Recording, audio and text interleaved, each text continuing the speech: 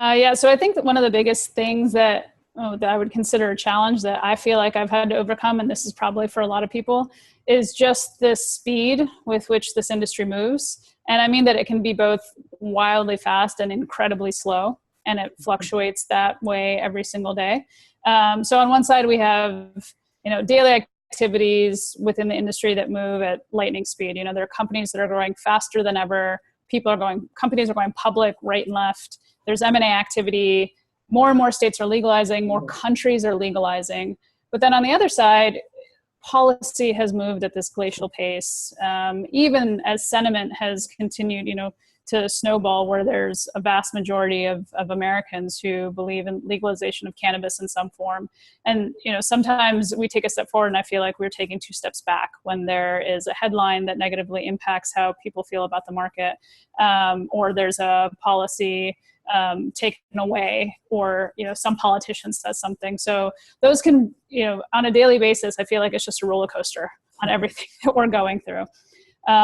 But all of this has led to me perhaps being more cautious about how to move forward on projects or deals. I always have to consider the pros and cons on everything I do, but in this industry, I feel like it requires me to like double or triple that thought process, because there are so many different ways that things could fall apart.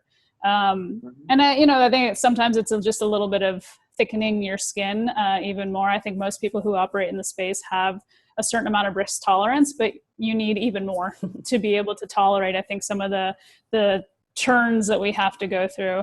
And you also have to be very willing to pivot at every turn, because this market changes that quickly.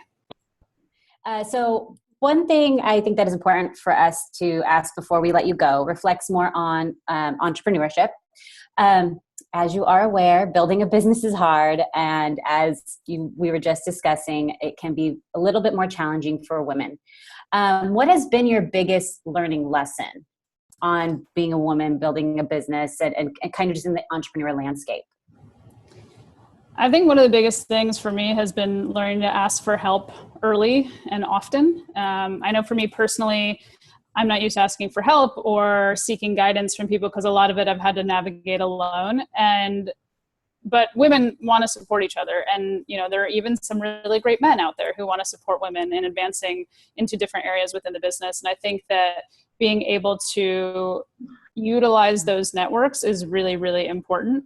I think the hardest step for a lot of people, and I know it was for me, was that first time that you have to kind of express to someone that you need help in a particular area, or you don't know something, or your fundraising isn't successful and you don't know why. And not only seeking that guidance, but being willing and able to take the feedback, because it's not always what you want to hear. It's not always like, oh, there's this external factor that you can't control. Often it's, well, you're not pitching it right, or you're not positioned in the best way, or you're not a great public speaker. And you have to be able to take those types of comments and make yourself better.